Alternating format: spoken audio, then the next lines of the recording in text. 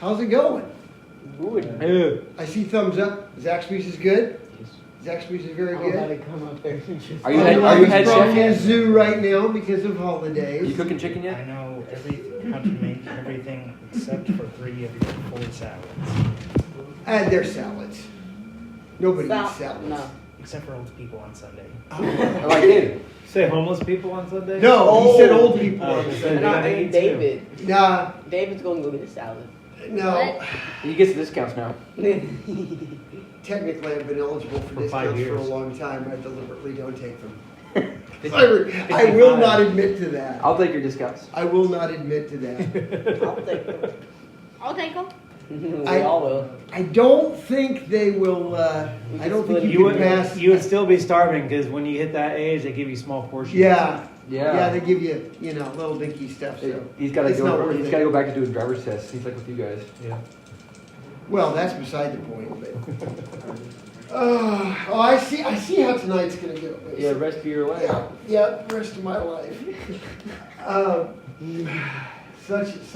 But I look at it this way: I have cheated death for 6 decades. How many days is that? That's a lot. What's 365 times I'm 6? doing Well, it. some of them It's never like leave 6, here. 7 million. Yeah. And every 4 you have a leap year. He was a weeping though. Okay. So You've it's been like alive for 6.5, almost something like that. 22,000 days. Yeah, It yeah. doesn't seem Yeah. like that much. And I have cheated death for 22,000 days. That's kind of sick. That's kind of sick. I have cheated. I have cheated death for. There was that one 22,000 time, days. but besides that, No, seriously, God has protected me from accidents and from my own stupidity. I want to know how he hurt himself. but is he still around? So Yeah, well, Brian, I want to know how you hurt yourself or how you got hurt. in bed. I'm old. Okay, it happened. Elaborate. Yes. some things I need to some things know. might need His head missed the pillow. some things I might don't know all that need ended just up a touch happening. more explanation. I went to lay down and just Just a little bit. GTA 5 wasted. It came Oh. up. Oh. Just the noise and everything. Oh. Oh, okay. Just I'm gone. Now I keep moving my neck. Well, I know it's been a hot minute, but does anybody remember what we talked about the last time we were all together? What we started talking about? Oh wait, my cousin has been sending me the notes. Where is your cousin, by the way? He moved back to Catoosa. Catoosa's not that far. Wait, I don't know where he is, but They moved to Tulsa. Oh, Yeah. well, I drive from Tulsa all the time. That's well, not, his mom won't let him. that's not hard. His mom won't let him. I stuck it on. I moved it up to 70. I know, I just turned the thing back on. It was on max. Sit up. Gotcha. Yes, Gotcha. We already have enough max. Well, what we started talking about the last time here, Yeah, turn your chair, please. I'm going to turn my chair so I can see you. I gotta turn my chair too. Normally, Brian gives me the side eye. Now he can't help but give me the side eye. So, That's all I have. what we started talking about last time Bombastic side eye. was the question: what does it mean to be a man after God's own heart? Yes. And that was the question that I posed to everybody. Some people had some ideas. Some people didn't really know yet. One of the things that we talked about doing at the end of Bible study last month was go ahead and read 1 Samuel, particularly 1 Samuel 16 and 17. They're not long, and they're pretty exciting because it's the story of David, because that's who we started talking about as a man after God's own heart. Because, and just to recap a little bit, he started out, he was the youngest. He was the forgotten one, literally. When God told Samuel to go to the house of Jesse and anoint the king that he was going to show him, Jesse put 7 of his 8 sons out there for Samuel to look at, and God said, nope, nope, nope, nope, nope, nope, nope. Yes. And finally he looks around, he's like, do you have anybody else?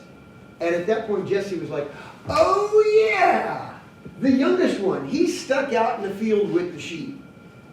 And the thing about David, one of the key points about being a man after God's own heart, he wasn't afraid to do something that nobody else wanted to do. He wasn't afraid to do the nothing jobs or to be in the middle of nowhere. Kind of said it like this. He was a nothing person in the middle of nowhere doing a nothing job. But nobody else saw him but God. And because he did what nobody else would do, and he did it with a good heart and a good attitude, that was what started him on a path to being elevated to the highest point in the land, to becoming king. It was in the middle of nowhere that David began to work on his personal relationship. You know, back at that time, people knew you were supposed to come at certain times of the year, and you're supposed to bring maybe some grain, or you're supposed to bring a jug of wine, or you're supposed to bring a cow or a sheep or something like that. But there was no day-to-day. Nobody ever thought about hanging out with God. That was not something that was in anybody's mind but David's.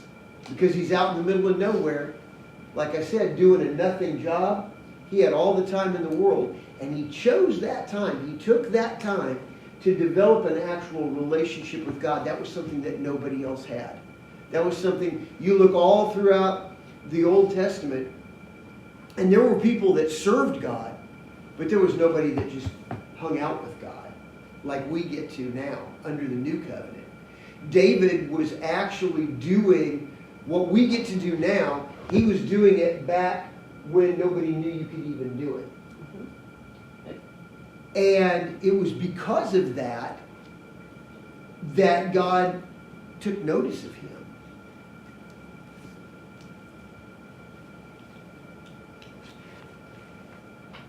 You could say it this way. David took ownership of his relationship. Instead of waiting around going, well, it's not a new moon yet, so I don't have to go and burn anything. So I'm just going to live my life, because that was the normal. You know, if it's not a feast day, if it's not a special day of sacrifice, if it's not one of the special times when we all have to go to Jerusalem or whatever, then everybody just kind of did their own thing, except for David. While David's out there watching over the sheep, he's learning how to communicate with God. He's learning how to minister to God. And we're going to see how this shows up later on, because his personal relationship with God built a trust. When everybody else knew about God, David knew God.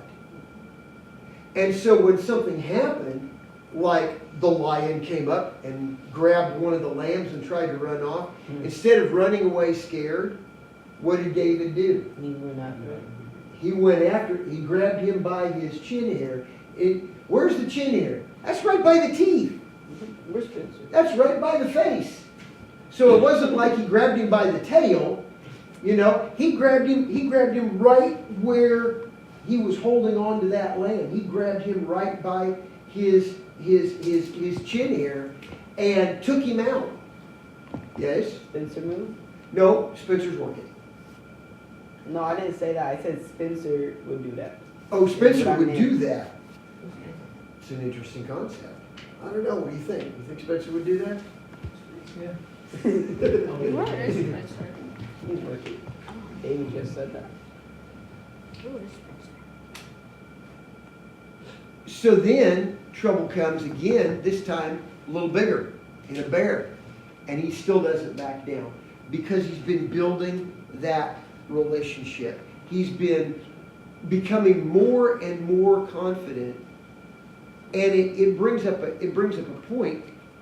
If David's the only one with confidence in God, and he's also the only one that's spending time with God, what does that say about spending time with God? That we need to. Yeah? Yeah. So, is it fair to say that if we spend time with God like David did, that it will strengthen our confidence in who He is? And now, more importantly, who He is in us. See, even though David was anointed, because, Samuel, the whole thing, Samuel takes the horn of oil, pours it over David, and it says there in chapter 16, it says that the Spirit of God came on David. That was the best that could happen to somebody under the old covenant, was that the Spirit of God would come on them. And the Spirit of God would come on the prophet, like Samuel, the priest, like Aaron or whoever was ministering in the tabernacle at the time, the chief priest, and the king in order to rule. The average man in the street, average man in the field, that wasn't a thing. So here's David starting out as the average guy, starting out as the youngest guy. And his relationship with God brings him in front of Samuel, because God's seen him out here being faithful to his dad, being faithful when nobody was looking. One of the things, and I can't remember who actually said it first, but I heard it a long time ago, and I've always kept a hold of it. Character is what you do when nobody else is looking. And it's how you treat people who have nothing to give you in return. It's easy to treat people, especially if you think somebody is high up at a company, or if you think maybe they can get you free stuff or different things like that. It's easy to treat somebody like that really well. But how do you treat somebody that has nothing that they can give you back in return? You see this a lot. You see how somebody treats the person doing the checkout at the grocery store. How do you treat them?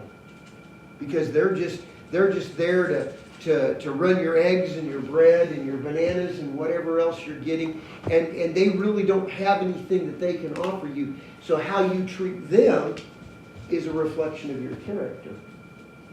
And character, as we see with David, is one of the primary things in being a man after God's own heart. Because what did he do? He obeyed his dad.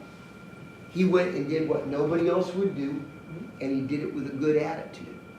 That's one of the key things about being a man after God's own heart. Because, when Samuel was looking at all the older ones coming in, and they all looked like leaders. They're tall, they're buff, they're commanding, they have a presence, and God each time goes, nope, nope, nope, nope, nope, nope. Not good enough. Because he said, you're looking on the outside, I'm looking on the inside. And what David did when nobody was looking, how he behaved, that character, how he behaved when nobody was looking. He's out in the middle of nowhere with the sheep. That was what God looked at and went, I can work with that. I can trust him to be in a position of authority because of how he treats the sheep and because of how he honors his dad. I can put him in a position of authority. Now, one of these other guys, he might actually be somewhat leader material, but he already thinks so highly of himself. If he gets in a position of authority like the king, the potential to abuse it because his heart isn't where it needs to be. And I sort of asked this question the other way around. How did David get that heart? how did David get that heart? Being in Lord's presence. By what? Being in Lord's presence. Yep. Often. Yep, exactly. His private worship, his private communion with God put him in a position to be seen in public. A lot of times, you look at people, you look at Instagram, you look at YouTube, you look at TikTok, you look at all these other things, and you see people doing things to get noticed. Doing things, hey, look at me, I've got so many followers, and you look at some of the things they're doing, and you're like, why would you? I don't. And they're looking for that recognition. They're looking to be seen in public by doing things instead of doing things the way David did it and developing that relationship. And that relationship, then God put him in a position.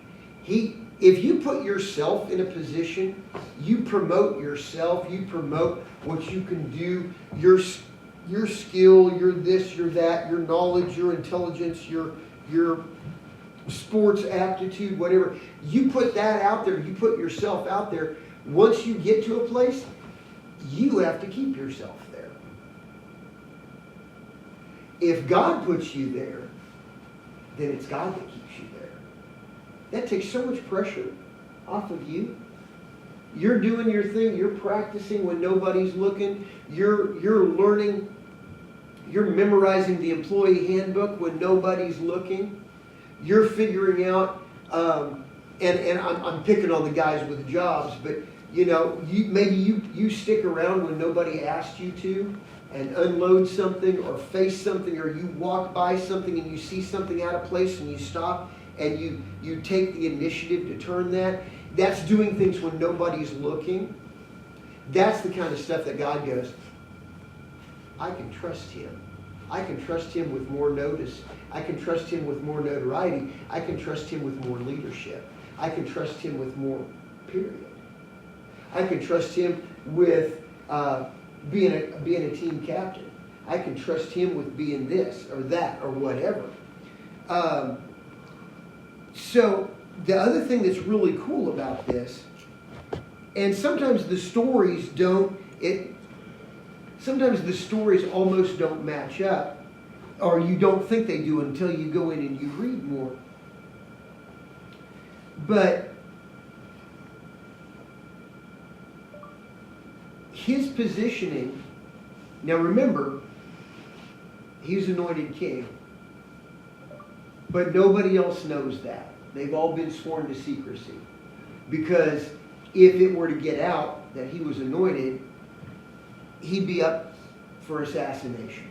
Because Saul is the king right now. Now, God's done with Saul because Saul wouldn't do what David just did.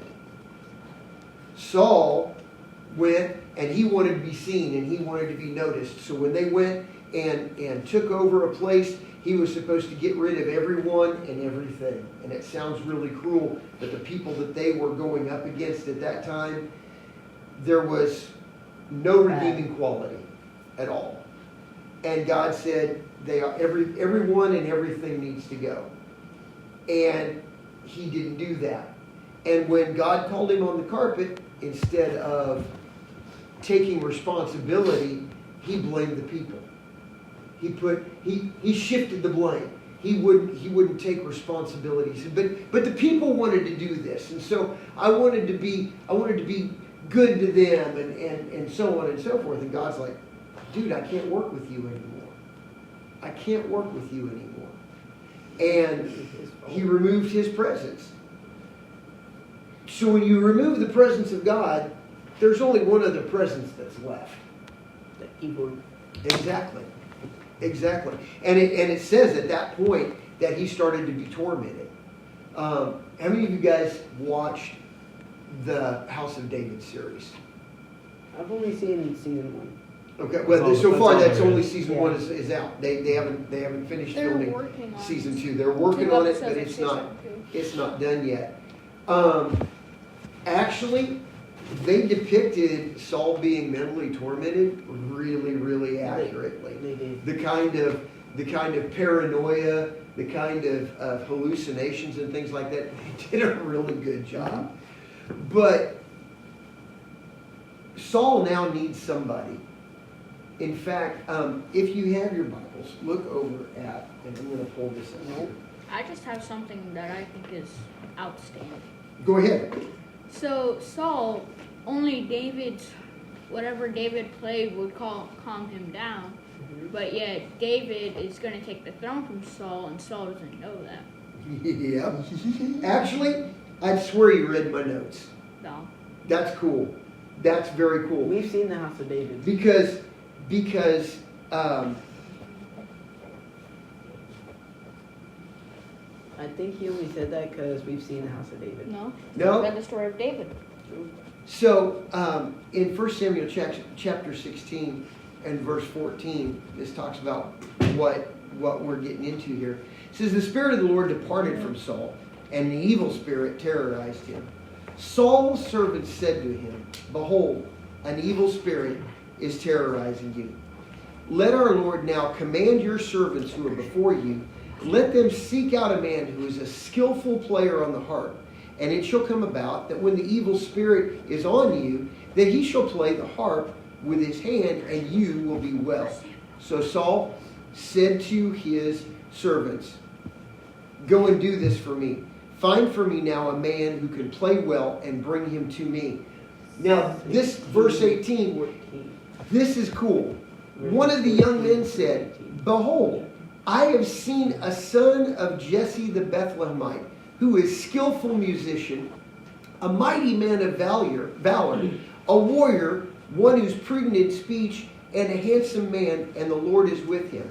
How in the world did this guy already know who David was? Good question. His reputation with the lion and the bear preceded him. Now he's not out looking to promote himself, but God's promoting him, and now one of Saul's servants goes, oh yeah, I know this one dude. Who can play? He can play. And he's skillful. And he's a brave man. He's a valiant man. What David did in secret or by himself preceded him. His reputation preceded him. And now it's about to bring him in front of the king. So Saul sent messengers to Jesse and said, send me your son David who's with the flock. So Jesse took a donkey, loaded it up with gifts, bread and wine, and a young goat, and sent them to Saul by David his son. Then David came to Saul and attended him. And Saul loved him greatly. And he became his armor bearer. Let me stop right there. Your armor bearer back then, that was a key position of trust. That meant you were there, your job was to keep the king's tools close at hand. So when the king ran into battle, you ran into battle. Now you're not armed with anything. You're carrying his armor. So you're putting yourself on the line for your king. Your king is trusting you to have his stuff ready so he can reach back and grab whatever he needs, whether it's a spear or a shield or whatever it happens to be. So do you realize what God is doing to him? He's anointed to be king. He knows he's anointed to be king. He knows that the person that he's working for, he's the replacement. But what does he do? He never says a word. That's another thing that makes him a man after God's own heart. Because even though he knows he's superior, he doesn't flaunt that. He's humble. He's still serving his king. And by serving his king, he's still serving his God. Now, he knows this whole time, everything that happened with Samuel and the whole thing, that's all still playing in the back of his head. I'm here in front of this king. This king is tormented by an evil spirit because the Spirit of God has left him. I have that spirit. I'm the replacement. but I'm not going to tell him that. It's not my place. It's not my time. So he was humble and he was patient. Mhm. So it puts him in a place of intimate trust with the king. So Saul sent again to Jesse and said, "Let David now stay before me, for he has found favor in my sight." And so it came about that whenever the evil spirit came to Saul, David would take the harp and play it with his hand, and Saul would be refreshed and be well, and the evil spirit would depart from him. And then it goes on into chapter 17, which is the big showdown. That's Goliath. But you know, here's the cool thing about it. I've read the whole book of 1 Samuel. Exactly. Good deal. Hmm? Good deal. Because I always work on 2 Samuel. David is now commuting. I'm still working on Jesus. He was one of the first commuters. He's now commuting between his father's house and the lowly field and the king's palace, and playing for the king and being his armor bearer. He's literally doing both, and he's doing both because he's still honoring his father. Yep. He could have sent word back to his dad and said, "Dad, sorry, you're going to have to rent a shepherd because I'm tied up with the king and I can't come back and help." Yep. But he didn't. He didn't. From his position in the palace, when he wasn't absolutely needed, he would excuse himself and he would travel back to his father's house and go back out into the field and be Watch nobody the sheep. again and watch the sheep. And it's these kinds of qualities that make him a man after God's heart. Because even though here he is, he's anointed. It is not only prophesied, the oil has been poured, the Spirit has been poured out. David is the next king of Israel. And what is he doing? He's going back and forth between the field and the palace. And even when he's in the palace, he's not letting on who he is. Yes. I think it was also a thing of humility you said with for not letting you go after use. Absolutely. Autonomy. Absolutely. Autonomy. So so how do we apply this to our life? I don't think anybody in here is a shepherd. And I don't know, I mean, we've got a guitarist, but I don't know how skillful you are yet. Getting there? Okay. But so instead of just taking this as a story, let's break this down and let's look at this in our lives. Have you ever been subject to somebody, a boss, a supervisor, a team leader, a team captain, anybody like that? Have you ever, you answer to them, but you know darn good well you've got more skill than they do. You know darn good well you've got more knowledge than they do. You know darn good well you've got more training than they do. How you react in that situation is what sets you apart as a man of God. Because that's the system that's in place. So you have, I can just use my own experience.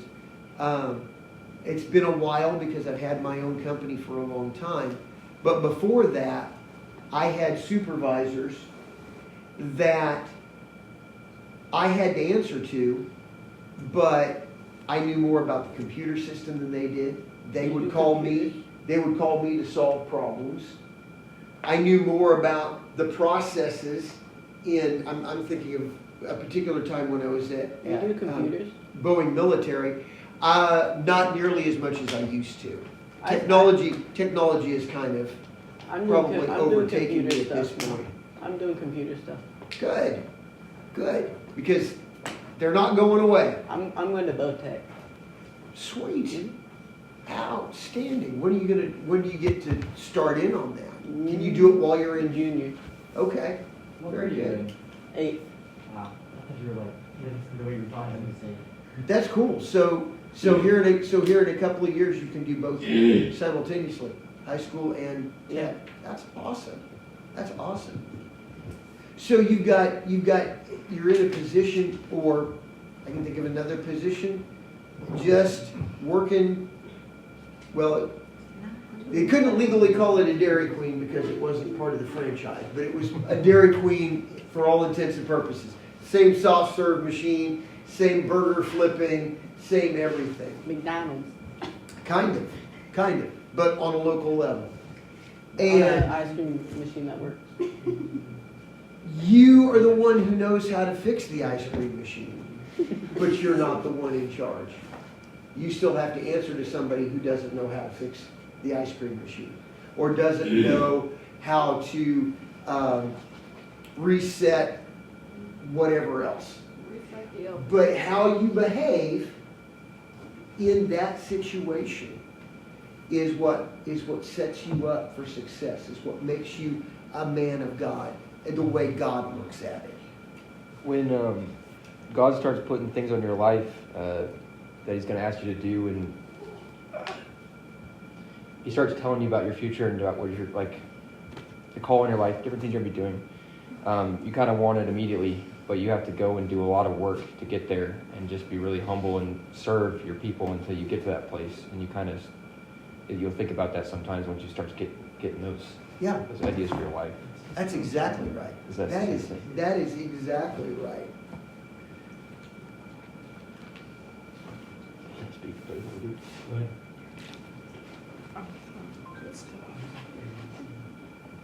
So David's commuting back and forth, and he's honoring God by honoring both his father and his king. And so now if you look over at chapter 17, and I'm going to skim through this because there's a lot of setup here. The Philistines, they're like the arch nemesis of the Jewish people, which is odd. Not odd. It's ironic because anybody remember where Goliath was from? The town that he was from. Goliath of. Does anybody remember? Dave? I don't know. He was from a town. He was from a town called Gath or Gath. Yeah. Gath is in the Gaza Strip. Yeah. So In the what? in the Gaza Strip, where Hamas was doing all of their stuff I've never into been Israel. to So Gaza it's more than a little ironic that 3,000 years later, Yeah. the descendants of the Philistines They're still causing are problems. still causing problems for the Jewish people. They just can't They're not quit. 9.5 feet tall anymore. They just can't quit, can they? But there's, that's the funny thing about evil. It just doesn't get the memo. No matter how many times it's defeated, it's persistent. So the Philistines, Goliath, big dude, 6 cubits in a span. Our measurements, not about 9.5 feet tall. So big guy. And it goes through all the things that he had, the bronze helmet, scale armor, and a lot of it. And it goes on down. It says, he stood and he shouted at the ranks of Israel and said, why do you come up and draw up for battle? Am I not a Philistine? And you servants of Saul? Something interesting right here. You notice he didn't say servants of God. He was mocking the fact that he was mocking their God by, instead of calling them servants of God, calling them servants of Saul. He says, pick out a guy, pick out a champion for yourselves. Let him come down here, we'll go one-on-one. If he kills me, we'll be your servants. If I kill him, you're our servants. And again he said, I defy the ranks of Israel this day. Give me a man that we can fight together. And when Saul and all of Israel heard these words of the Philistine, they were dismayed and greatly afraid. Now, why on earth would they be dismayed and greatly afraid? They have the same covenant David has. Why would they be afraid when David wasn't? That guy was 9 feet tall. Yeah, the guy was 9 feet tall, but They don't what's under- that they to? don't trust They don't like know God as much as he does. Right. Right. They're not established. They're not established in their relationship. They haven't done what David did. They haven't taken ownership of their relationship. So David's on his commute. He's out serving his dad, and his dad comes to him and says, "Hey, I want you to take some MREs to the guys. There's some bread and different things, oil. Here's some cheese. Here's some special stuff for their commander. I want you to go take it and go see how they're doing." So David obeys his dad. Again, now he's headed up to the front lines. And he's headed up there. He doesn't have a weapon, per se. Except for his sling. He's headed up there That's all with he ever has, really. bags of cheese and bags of bread and maybe some wine and whatnot. He's basically driving the taco truck up to the front line. And so when he gets there just in time to hear. He gets there just in time to hear The taunt of Saul. the taunt of Saul. That's exactly right. But it strikes him completely different than it strikes all the rest of the army. Mm-hmm. Because he doesn't fear, he hears Saul defying his God, the one that he has a relationship with. Yep. God's point of view. Yeah. God's point of view.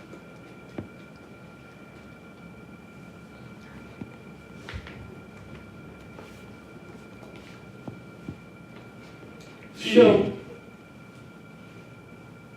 and here in verse 15 even talks about David commuting, but David went back and forth from Saul to tend his father's flock at Bethlehem. The Philistine came forward morning and evening, so twice a day he's pulling this shtick. Morning and evening for 40 days. For 40 days. Then one day Jesse says to David, "Take for your brothers this grain and loaves and bring to the camp for your brothers. Also bring these cuts of cheese to the commander and look and see how your brothers are doing and bring back a report for me." So David goes, does exactly what he's supposed to do. He's following. He comes to the camp. They're lined up. And David leaves his stuff with the quartermaster and runs up to the battle line to greet his brothers. He hears the challenge from Goliath. And when all the men of Israel saw this man, they fled from him and were greatly afraid. And instead of talking about their God, they go, "Have you seen this man coming up? Surely he's coming up to defy Israel." But then they begin to talk about, well, whoever accepts this challenge, the king's really going to bless him. He's going to be free of taxation. He's going to have all this stuff, and he's going to have the king's daughter. David's a teenage guy. He heard daughter. That's all he cares He about. really wasn't even thinking about taxes. No, He heard daughter. not that age, no. He heard daughter. So what does he say? Yes. Is she hot? What does she look like? So right away, the hormones are kicking in. And David's going, "Dude, what does she look like?" And so David asks again, I'm asking for a friend here. What will be done for the man who kills this Philistine and takes away the reproach from Israel? And here's the covenant talk. For who is this uncircumcised Philistine that he would defy the armies of the living God? So everybody else in Israel is talking about Goliath. David's talking about God and chicks. It's a reasonable balance when you're 17. Reasonable balance. And the people answered him again. The age. And they said, "Okay, this is what's going to be done." And it's interesting that the reaction that it sparks in his older brother. Now Eliab, his oldest brother, heard what he was saying, and he was angry at David. And said, what are you doing? And he begins to belittle him. Why have you... He doesn't talk about him going to the palace. He doesn't talk about him playing for the king. No, he pulls up his job out in the field. Who have you left those few scrawny sheep with in the wilderness? I know how wicked you are. You just come down to see the battle. David answers, like I think we all would, what did I do? What I do? What did I do? What do? I just asked a question. Yeah, what is she? Now, the words that David speaks finally make it to King Saul. And Saul sends for him. You know, and this proves that he'd been coming back and forth to the king because the king didn't go, who is this kid? And why should I care? He goes, wait a minute. David. I know that name. I know. Oh, you mean the dude that plays, the musician? And he's talking about that? Okay, I need to hear what he has to say. So then David goes before the king. Now, everything that he's been doing in secret, everything that he's been doing is now bringing him to this point. Now he's standing before the king. He's not standing before the king with a harp. He's standing before the king to tell him, listen, I got this. And Saul is going, you see how big he is? Are you out of your mind? Exactly. He says, you're just a teenager. He's been fighting since he was a teenager. It's interesting what David does, though. Because David doesn't talk about his skill. Instead, he talks about his covenant. Let me get down here to the right verse.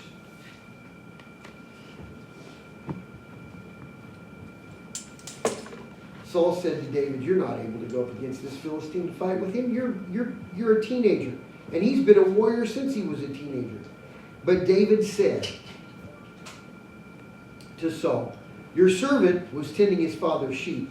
And when a lion or a bear came and took a lamb from the flock, I went out after him and attacked him and rescued it from his mouth. And when he rose up against me, I grabbed him by his chin hair and I struck him and killed him. Your servant has killed both the lion and the bear, and this uncircumcised, meaning this covenant, this without a covenant, this uncircumcised Philistine will be like one of them, since he's taunted the armies of the living God. So David didn't talk about himself. He talked about his covenant. He didn't talk about his fighting skill. He talked about his covenant. He rehearsed his covenant. He rehearsed God's faithfulness. He didn't talk about his own ability. So even in this position, even though he's getting ready to take out the trash, even though he's getting ready to get business done, he still doesn't talk about himself. He's still humble, even in the face of this challenge. So the king goes, okay, give it a shot. Which, don't you think that's a little bit weird? That here's the king and all the armies, and this guy, this teenager comes up to him. But here's the deal. His confidence in his covenant became a strength to everybody around him. His confidence in his relationship became a source of hope to everybody around him. So as you develop in your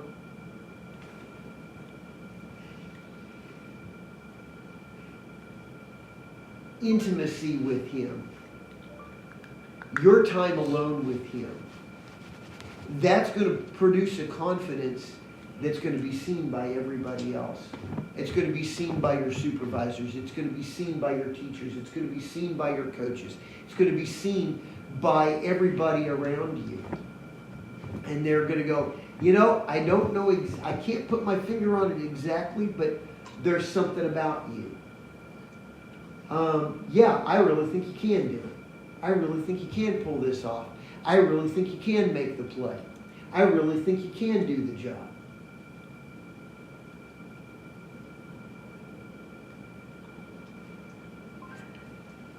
He tried to outfit him in his own armor, which is funny because it's the armor that David was carrying around. Remember, Yep. he became Saul's armor bearer. So Saul goes, okay,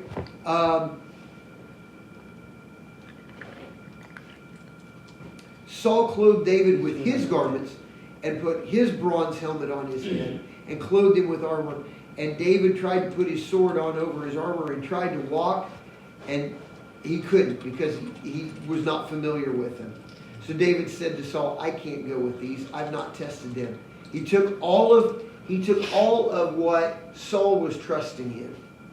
Yeah. He took everything that the army was trusting in. The helmet, the armor, the chainmail, the sword, the belt, all of this stuff. He took all of this off. He put God's armor on before they even existed. Exactly. What are we gonna do about? He took his covenant, he took his shepherd's staff, and he took his sling. And a few rocks. And he picked up 5 smooth stones from the brook and put them in his shepherd's bag. And he went out to the Philistine. And the Philistine came and approached him. He had his shield bearer. He had all of the same, just bigger versions of the same thing that Israel was trusting in. He had a bigger helmet. He had a bigger shield. He had bigger armor. He had a bigger spear. He had a bigger sword. And the Philistine looked at David.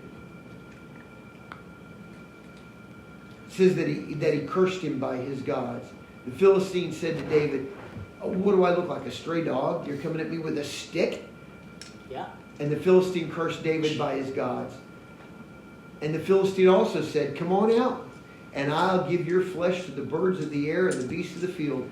And David said to the giant, to Goliath, you come at me with a sword and a spear and a javelin, but I come to you in the name of the Lord of hosts, the God of the armies of Israel, whom you have taunted. So David goes clothed in his covenant.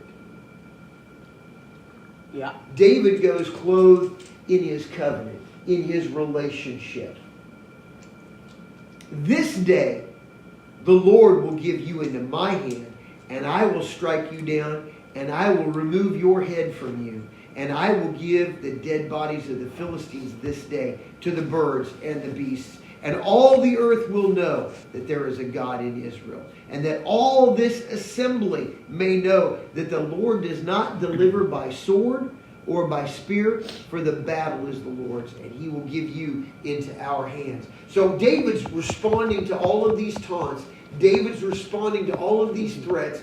David's responding to genuine armor and genuine weapons and genuine threats with his covenant relationship. World's greatest comeback. And where was his covenant? Well, first it was in his heart, but here he just told him where his covenant was. His covenant was coming out of his mouth. Yep. It's in your heart. His covenant was coming out of his mouth. He's staring at 9.5 feet of trained The ceiling in here is soldier. The ceiling in here is 9.5 feet tall, by the way. Yeah. So David's looking, Goliath's head's up there somewhere near Touching the ceiling, yeah. Touching the ceiling. And it says that his spear looked like the beam that a weaver would use to make, large pieces of cloth. So we're talking his spear handle is that big around. I don't say His that. hand I is mean, probably- it goes through all the things that he was wearing, all the things that he had, all of his arsenal, didn't matter. everything that he trusted in. And David comes at him with his covenant. And it was more. And it was more. It was more than enough. Then it happened when the Philistine rose and drew near to meet David. David doesn't wait. David ran toward the battle line to meet the Philistine. And he put his hand into his bag, and he took a stone, and he slung it, and he struck the Philistine in his forehead. And the stone sank into his forehead.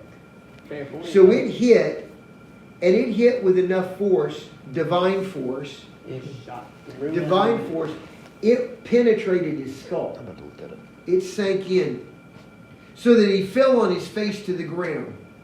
Now, and I've heard it said, and really, to be honest, science bears it out. That stone had to penetrate in such a way that it damaged his brain, because it says that he fell forward. He didn't stumble backwards. He didn't have any balance left. He didn't have any equilibrium left. When that stone penetrated his skull, he kept right on going forward. That defies physics. You know, if you've ever been hit by a baseball or hit by a rock or anything that anybody threw, it's the first thing you do. You recoil from the impact.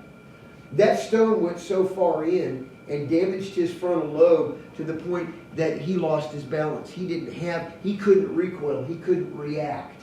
He just died. And he fell forward and fell on his face to the ground. And David prevailed over the Philistine with a sling and a stone.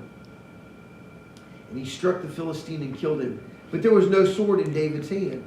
And David ran over, stood over the Philistine, took his own sword, took the very thing that he trusted in, drew it out of its sheath, and cut off his head with it. And when the Philistines saw that their champion was dead, they fled. And then, now David's covenant is now been a source of strength to the entire army. Now the men of Israel and Judah shouted and pursued the Philistines. And the sons of Israel returned, plundered their camps, etc., etc., etc. David took the Philistine's head and brought it to Jerusalem and put his weapons in his tent. When Saul saw David going out against the Philistine, he said, "Whose son is this?" Now, what's really funny is Abner didn't know. He had to go figure out who Over it a was. 1,000-pound force.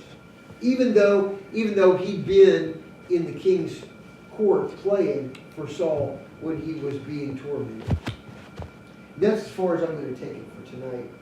Aw. That sword had to have been really He heavy. held Yeah. two That beers too. in his lifetime. Do you want to? He held 2 beers in his lifetime. Cause it's Yeah. The internet says, with the whatever grain of salt you want to take that with, that it would take 1,000 pounds of force at 60 miles per hour to go through your forehead, or something that size to go through your Jeez. forehead. Yeah. 1,000 pounds of force at 60 miles an hour To go through. to go into his. That's a So lot of practicing. it was a lot of practicing, Yeah. but you got to realize. So David's in covenant. So God is obligated. And this is something that people don't think about, because everybody thinks, well, God is God, you know. But no, God's bound by his covenant.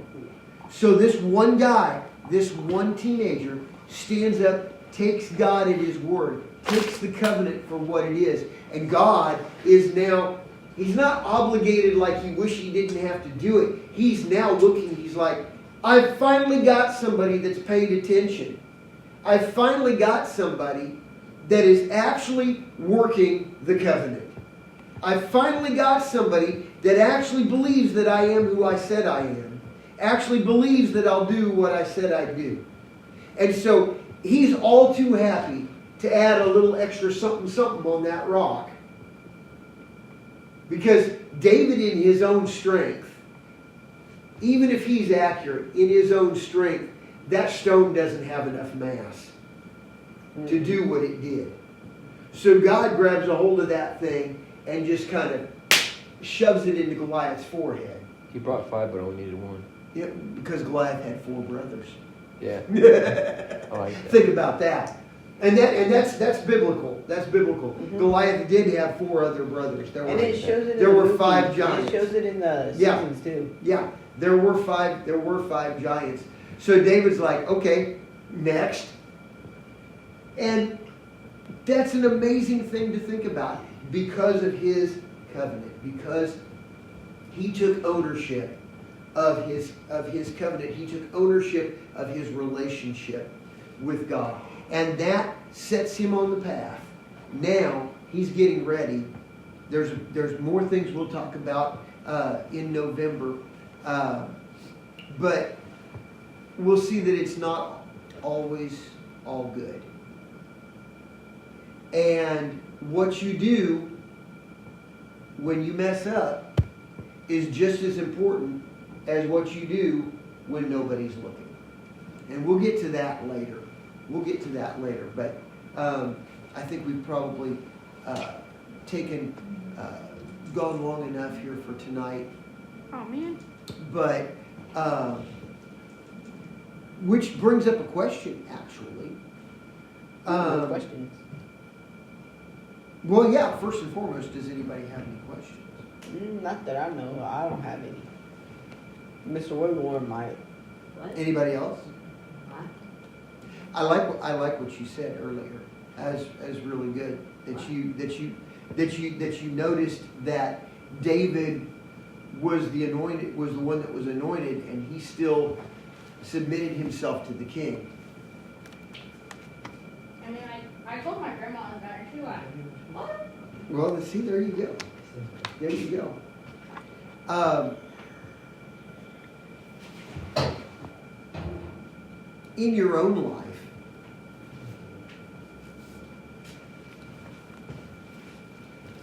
where do you see a place and an opportunity to do like David did? Nick, Where do you see a place and an opportunity with your relationship that puts you in a place like David was put, where he's serving the person that he's replacing, or he's serving somebody that he's already advanced Yep. beyond? Yep. Where do you see that happening in your own life?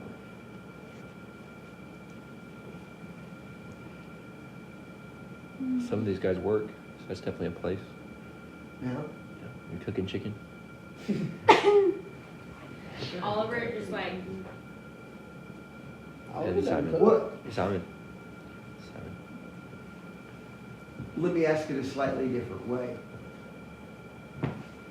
How can you take your covenant, how can you take your relationship and make it like David's was, where his confidence and his covenant became a source of strength and help to the people around him?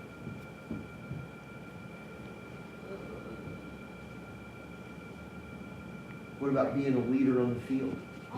What about being a leader on the court? The way you respond to your teachers, the way you respond to your coaches, sets the stage, or can set the stage, for everybody else in the room, for everybody else on the team. Yep.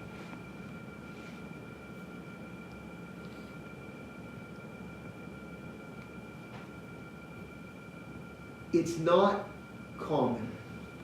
It's not even expected Yep. anymore. Mm-hmm. Being a man of God, being a man after God's heart is a rare thing now. It's making a comeback because we're determined to make it come back. But it's not a common thing. You're not typically going to see somebody on social media that's doing that. And usually it's the opposite. So this sets the stage for us to stand up. This sets the stage for us to stand out and be that different. there's actually some shorts on YouTube that do say, wait, for the Lord is with you. Mm-hmm. You need to know. Yep, There's some YouTube shorts that say that. and that's good. There need to be more. Yep. But YouTube or no YouTube, Instagram or no Instagram, just in daily life, just at school, just at work, Yep. just at home. Yep. That's where we can stand up and make the kind of difference that will cause people to go, I can't quite put my finger on it, but there's something about that dude. There's something about him But that's where we make that choice. That's where we make that decision. So, like I said, we'll cover more in November.